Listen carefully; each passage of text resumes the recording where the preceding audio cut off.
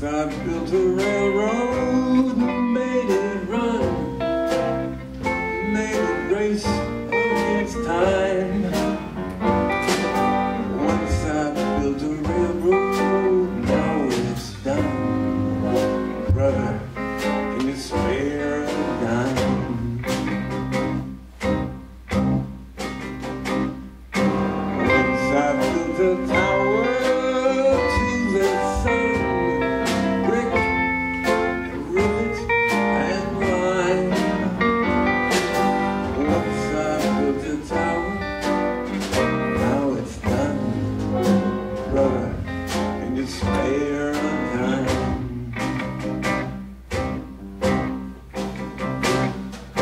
Once in khaki suits, cheap we look swell, full of that Yankee doodly-dum. Full million boots went slogging through hell. I was the kid with a drum. Say, don't you remember they called me out? It was out all the time. Say, don't you remember I'm your pal? Brother, can you spare a dime?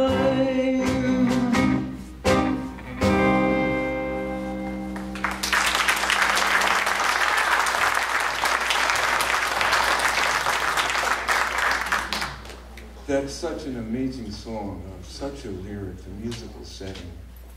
I played that for people who lived through the 30s and watched them in the audience close their eyes. Just remember what they went through. But there's another side to that period, because when times are hard like that, people don't go around speaking in minor keys and crying in their beer all the day. You can't, you gotta keep going. And in times like that, and in our recent times, people still laugh and joke and sing. And sometimes when they sing, the hard times around them come into the song, and they have a good time. So let me put my frivolous hat on and get my frivolous instrument. And we got fun, not much money, ooh, but honey, and we got fun. The rent's unpaid, we having a car, but that's okay, dear, we'll stay as we are. In the winter, in the summer, and we got fun. Times a bum, I get mama, still we have fun. There's nothing sure, while the rich get rich and the poor get laid off. In the meantime, in between time, and we got fun. Even if we owe the grocer, and we got fun. Tax collectors getting closer, still we have fun. We're only trying to make ends meet, but we're not crying, we're singing so sweet. Streetcar seats are awful narrow, and we got fun. They won't mess up our beer sorrow, 'cause we got none. There's nothing better. In the meantime, in between time, and we got fun.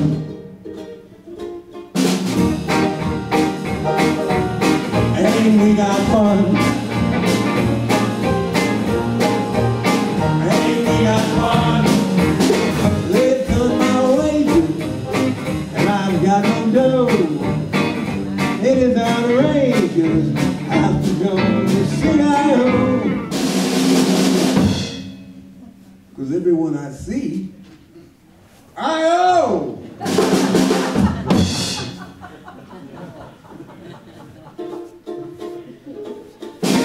Landlord man getting madder, and we got fun. Times are bad, getting madder, still we have fun. There's nothing sure, why the rich get rich and the poor get poor. In the meantime, in the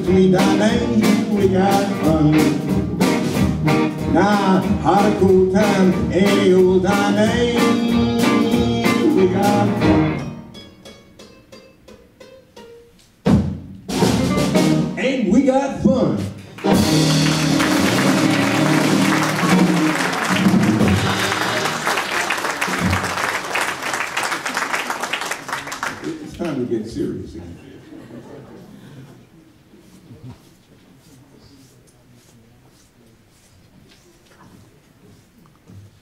But it wasn't fun. It wasn't fun. People tried to get through it, and you've heard talks today about the hunger, the unemployment. Brother, can you spare a dime? That was an unemployed veteran.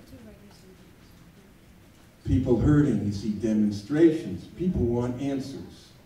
And they're listening to people who say they have answers.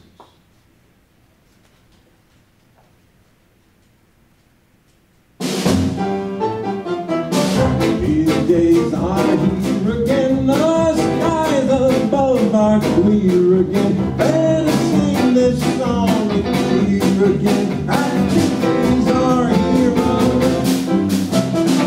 All together shout it now, and no one who can doubt it now. Let us tell the world about it now. Happy days are here again. Well, people say they have answers. Franklin D. Roosevelt said he had answers. He said it because there was pressure, pressure, pressure. Strikes, demonstrations. That's why a patrician, upper class starts coming out with programs to save the system for itself.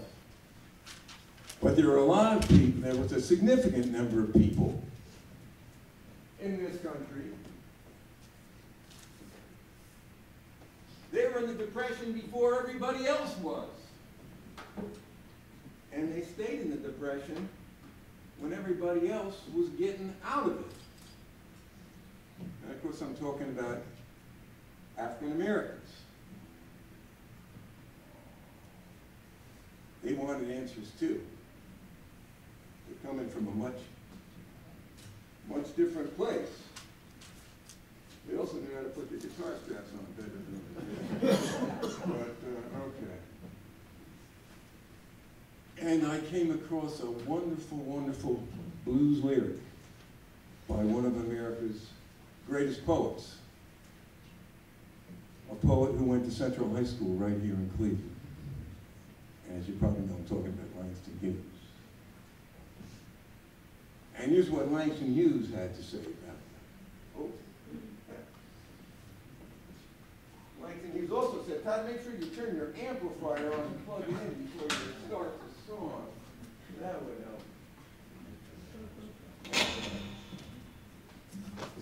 But we learn from history. There.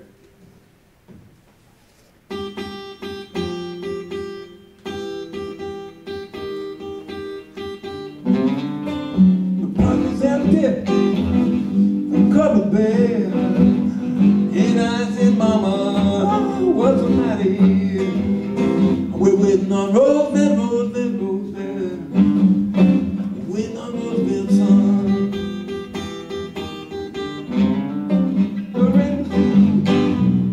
The lights were out. Oh, tell me, Mama, what's this all about? We're waiting on Roosevelt, Roosevelt, Roosevelt.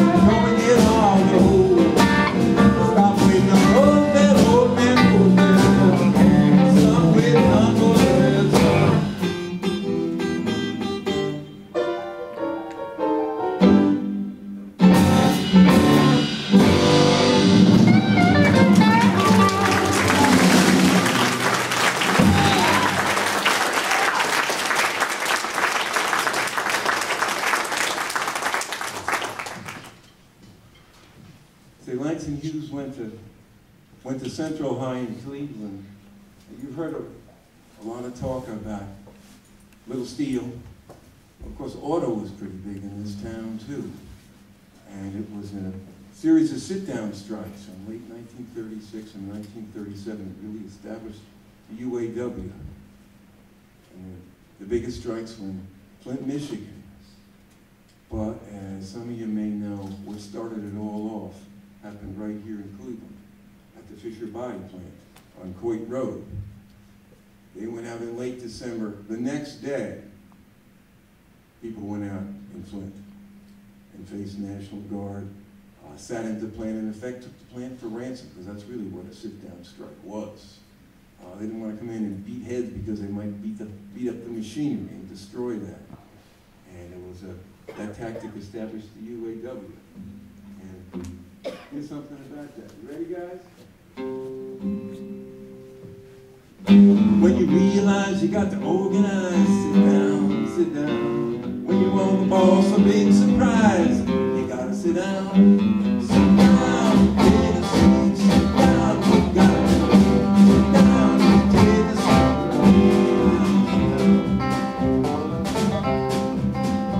When you're smiling, say no raising pay, sit down, sit down. When you want the boss to come across, you gotta sit down.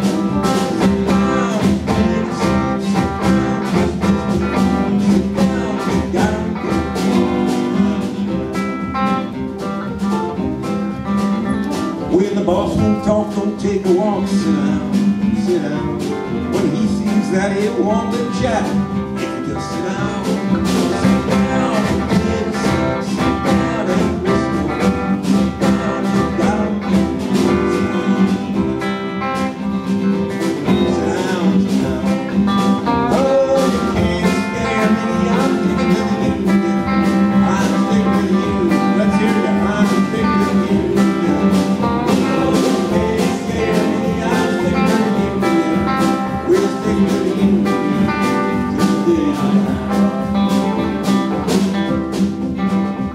Verse?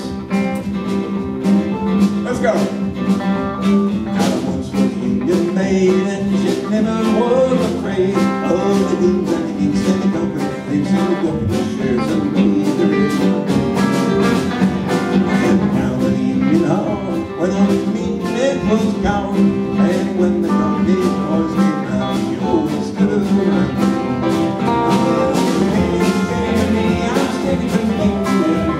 I'm sticking to you, I'm sticking to you.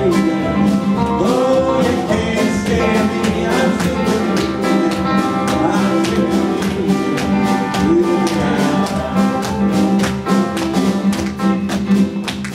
You know the next one, don't you? Well, this Union maid was wise, with the tricks of ugly spies. She'd never be fooled by a company stew, you know, so nice. When she struck for higher pay, she'd show her card to the National Guard. This is what she said. Oh, you can't scare me, I'm sticking with you. I'm sticking with you. I'm sticking with you. Oh, you can't scare me, I'm sticking with you. I'm sticking with you. To the day of mine. Oh, you can't scare me, I'm sticking with you.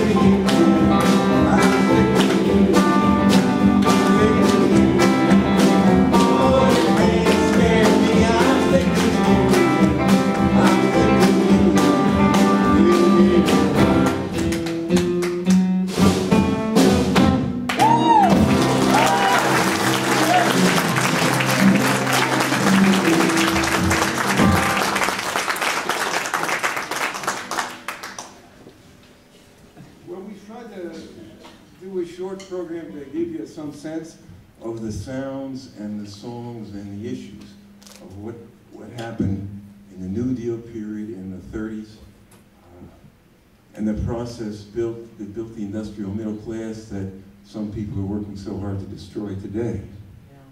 Yeah. But you know what really made it all happen? You saw talks about various leaders of different unions, and they were very important. But what really made it all happen was the people that weren't. The leaders that had stories about him in the newspapers, had books written about him, or had maybe movies made about him. What really made it happen was the everyday people in a very heroic time in American history. A time much like the Civil Rights Movement, another heroic time in American history when people, everyday people, stood up and did what they had to do. And in the CIO period, it might have been some people standing at a picket line when they knew that company goons with clubs were going to try to beat them within an inch of their life if they could catch them. It might have been just a simple, like a Norma Ray moment in the workplace. It might have been in the city when they're waiting for the National Guard to break down the doors and put fire hoses on them and beat them within an inch of their life, or maybe beyond an inch of their life. That might have been what might have happened, because again, there were heroic times where ordinary people did extraordinary things. And so what we want to do is just end this now with a song about those people. And this is a song that I wrote for this. And of course, if this is about labor history and unions, you don't have a union song as a solo performance. Everybody that grew up on the stage, it's got to be all of you. So what I want all of you to do is sing the chorus of this with me. It's you are heroes. Where would we be without you?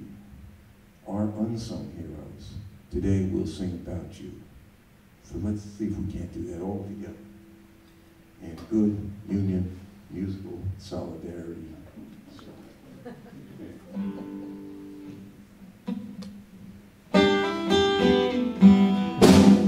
You are our hero.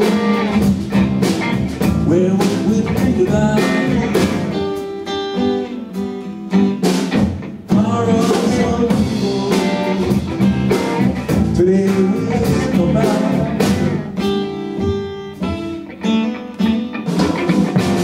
80 years ago, laid it on the line, fighting for the future, for the children and for mine. Cleveland to Detroit, from New York to LA. Learn from your example, and we're learning every day. You are our hero. Where would we be without you?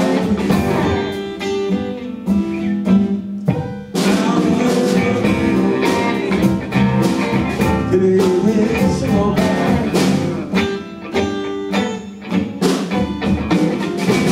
When the chips were down, you stood up and stand. In the mines and mills and offices, factories of this land, you're rolling your sleeves, rolling on.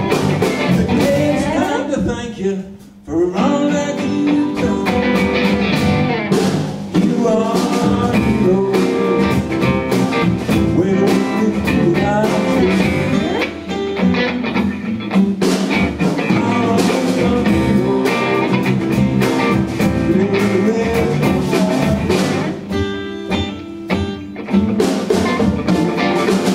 You were always there when there was a job to be done. Wherever there was a battle to be won.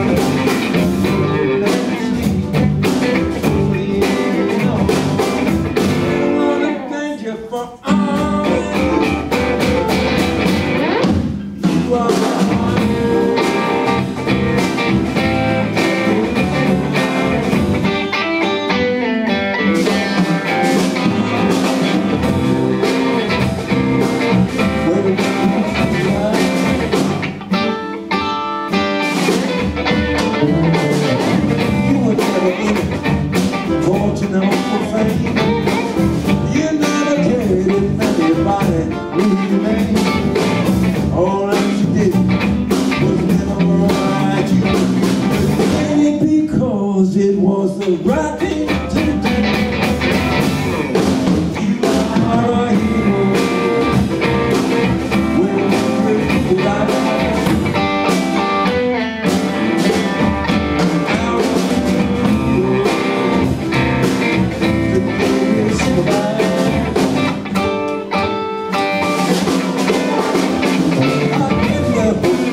don't let me one. I can't find the strength to do what needs to be done. I can't find the justice in this society. You taught us that the answer was solidarity. You are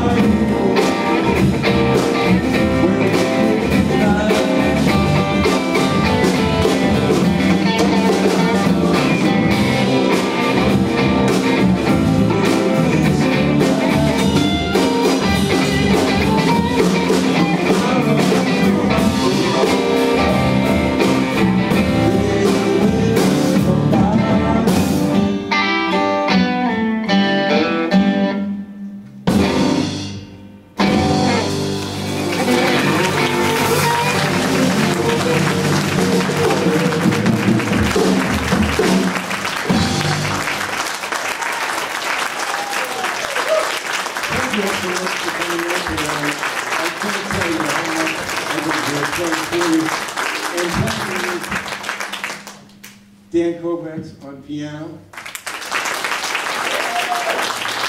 Leonard DiCosimo, our NCAA president of the Cleveland LaborFest Forum. Dan Price on drums. And David McHenry on the guitar. It was a privilege to play for you. And also thank the Cleveland Federation of Musicians for making it possible for all of us local forum members to be here playing with you. Thank you again so much.